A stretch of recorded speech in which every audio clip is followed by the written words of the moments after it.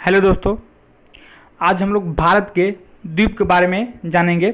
वैसे तो हम लोगों ने अंडमान निकोबार द्वीप और लक्षद्वीप के बारे में पहले देख चुके हैं, लेकिन इसके अलावे भी कुछ ऐसे द्वीप हैं जो एग्जाम की दृष्टि से काफ़ी महत्वपूर्ण हैं।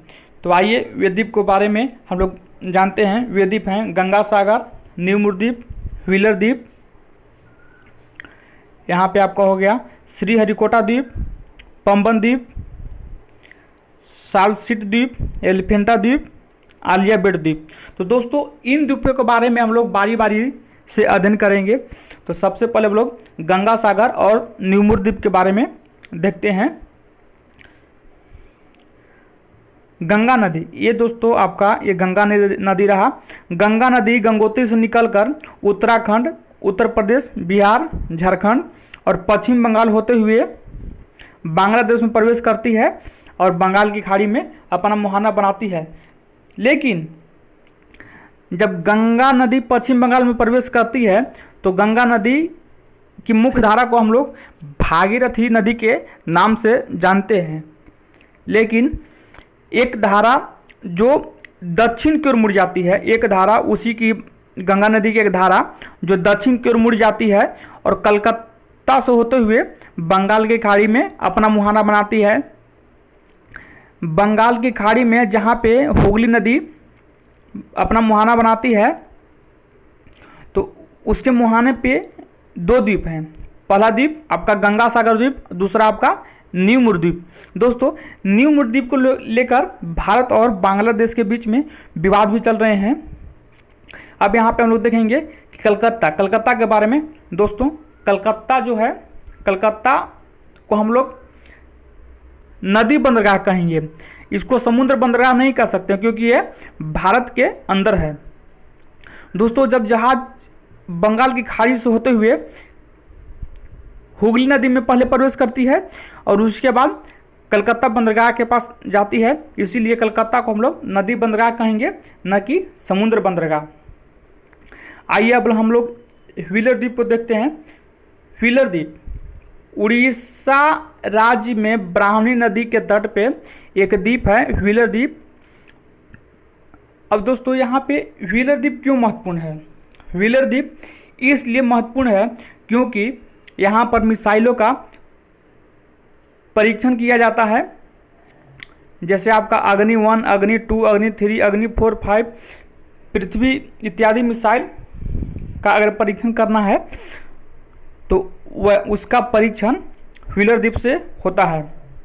दोस्तों व्हीलर द्वीप जो है तट से लगभग 10 किलोमीटर की दूरी पर बंगाल की खाड़ी में स्थित है और भुवनेश्वर से, ये जो भुवनेश्वर है, भुवनेश्वर से आपका 150 किलोमीटर की दूरी पर पड़ता है। व्हीलर द्वीप की लंबाई 2 किलोमीटर है। कितना है? 2 किलोमीटर। दोस्तों यहाँ पर एक पॉइंट हम लोग और देखते हैं कि वर्तमान में व्हीलर द्वीप का नाम बदलकर अब्दुल कलाम आज़ाद द्वीप रखा गया है। तो ये पॉइंट एग्जाम की दृष्टि से महत्वपूर्ण है, आप इसको याद कर लें। दोस्तों ये है आपका श्रीहरिकोटा द्वीप। श्रीहरिकोटा द्वीप जो आंध्र प्रदेश और तमिलनाडु के तट पर स्थित है, परंतु इस पर आंध्र प्रदेश का अधिकार है। आंध्र प्रदेश का अधिकार क्यों है? क्योंकि इसका मैक्सिमम भाग आंध्र प्रदेश में आता है।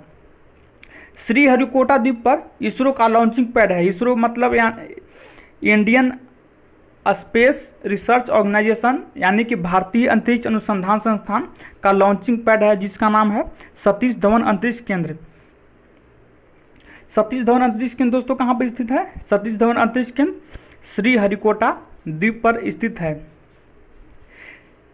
सतीश धवन अंतरिक्ष केंद्र से ही PSLV, GSLV इस प्रकार के रॉकेट अंतरिक्ष में छोड़े जाते हैं। पंबन द्वीप तमिलनाडु के तट पर एक द्वीप स्थित है जिसका नाम है पंबन द्वीप। पंबन द्वीप तमिलनाडु और श्रीलंका के बीच मन्नार की खाड़ी में स्थित है।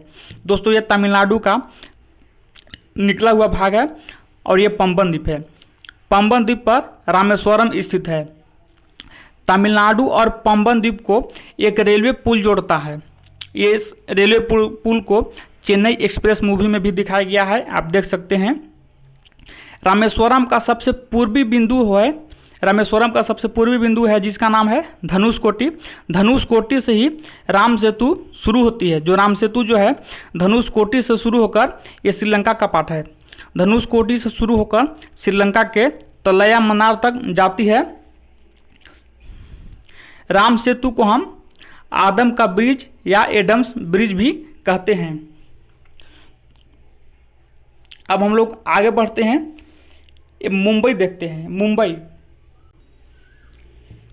मुंबई के पास एक द्वीप है जिसका नाम है, ये देखिए मैंने छोटा सा दिखाया है। मुंबई के पास एक द्वीप है जिसका नाम है एलिफेंटा द्वीप। अगर आप मुंबई जाते हैं तो मुंबई के जो गेट ऑफ इंडिया है वहाँ से एलिफेंटा द्वीप दिखाई देता है, आप जाकर देख सकते हैं। वैसे तो मैंने देखा है, अगर आपको मौका कभी मिले तो आप जाकर वहाँ पर देख सकते हैं। वहाँ से जहाज़ भी मुंबई से एलिफेंटा द्वीप की ओर जाते हैं। यहाँ पे एक अच्छे अच्छे होटल भी हैं। अब हम लोग मुंबई के बारे में जानते हैं। दोस्तों मुंबई जो है भारत के मुख्य भूभाग का हिस्सा है, लेकिन जिस तरह से ये निकला हुआ है इसकी स्थिति भी द्वीप की तरह ही प्रतीत होती है। तो इस द्वीप को एक नाम दिया है, इस द्वीप को नाम दिया है जिसका क्या नाम है, जिसका नाम है सालसीट द्वीप। तो यहाँ पे हम कह सकते हैं कि मुंबई जो है, मुंबई सालसीट द्वीप पर बसा हुआ है। अब हम लोग आलिया बेट द्वीप के बारे में जानते हैं। गुजरात के दक्षिण में एक सक्रिय खाड़ी है जिसका नाम है खंभात की खाड़ी। क्या नाम है दोस्तों? खंभात की खाड़ी। दोस्तों भारत में दो ऐसी नदियां हैं जो पश्चिम से पूरब की ओर बहती है और वे भ्रंश घाटी में बहती है। वे नदी है नर्मदा और ताप्ती। नर्मदा नदी खंभात की खाड़ी में अपना मुहाना बनाती है और जहाँ पे मुहाना बनाती है वहीं पे यानी कि नर्मदा नदी के मुहाने पर आलिया बेट द्वीप स्थित है। आलिया बेट द्वीप में पेट्रोलियम के भंडार की खोज हुई है। दोस्तों आलिया जो बेट द्वीप है, इस द्वीप में पेट्रोलियम की भंडार की खोज हुई है। दोस्तों अगर आप लोगों ने अंडमान निकोबार द्वीप और लक्षद्वीप का वीडियो नहीं देखा है तो आप हमारे प्लेलिस्ट में जाकर अंडमान निकोबार द्वीप और लक्षद्वीप का वीडियो देख सकते हैं। मैंने अंडमान निकोबार द्वीप का अलग वीडियो बनाया है और लक्षद्वीप का अलग वीडियो बनाया है। तो दोस्तों आज के लिए बस इतना ही। तब तक के लिए जय माता दी।